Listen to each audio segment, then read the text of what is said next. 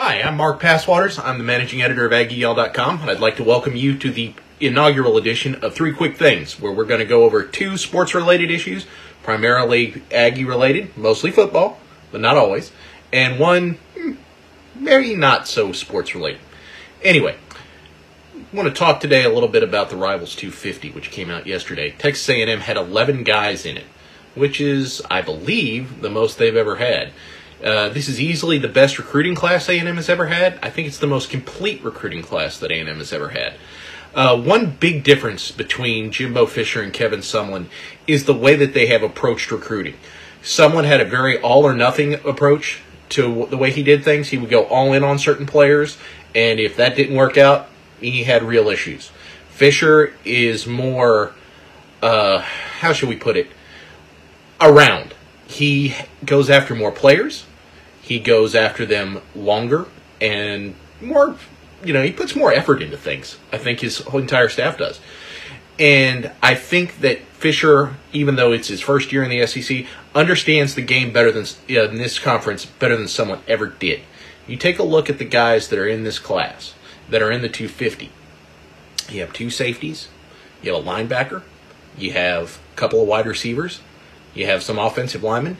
You have some defensive linemen. And all of these are critical. But the most important thing to look at is the amount of depth that they're developing on the lines, especially on defense. 2 years ago, they did not have enough bodies, really, at defensive end. And now it's become an absolute strength. They have a problem at corner. They've addressed that with Eric Young and Elijah Blades. They may get more. I think that one area where they could have done better is linebacker. But it's still not bad, especially when you look at Andre White being in the 250. Fisher gets the physical nature of the SEC. I don't think Sumlin ever did. I think Sumlin was trying to play Big 12 football in the SEC. His pride or his ego would not let him change that approach, and it just didn't work.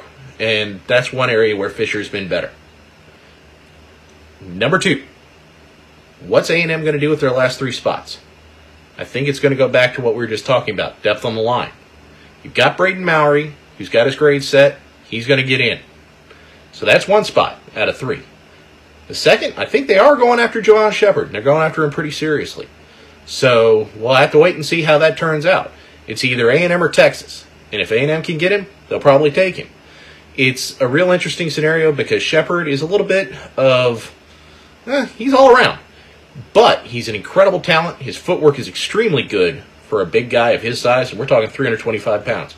So if you can get him, and you got Kenyon Green, you probably got your bookend tackles for the next 4 years. Okay, those are the two sports things.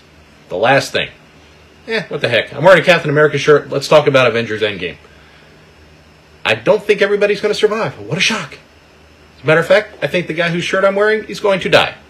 Chris Evans has said he doesn't want to be Captain America anymore. Well, they probably don't want to pay him, so I think he's going to go. And that's unfortunate because, well, he's my favorite character. I mean, I like Spider-Man more in the comics, but Cap's a really good guy. In the movies, Evans plays him well, even though I don't agree with him at all politically. And, Robert Downey Jr. is going to go too because he just wants to. Iron Man may come back a little bit, but whatever. Anyway, for some of you guys, that may not be a big deal. Anyway, I do hope that you will continue to watch this, that I will continue to entertain you at least a little bit, and hope to see you again tomorrow. Bye.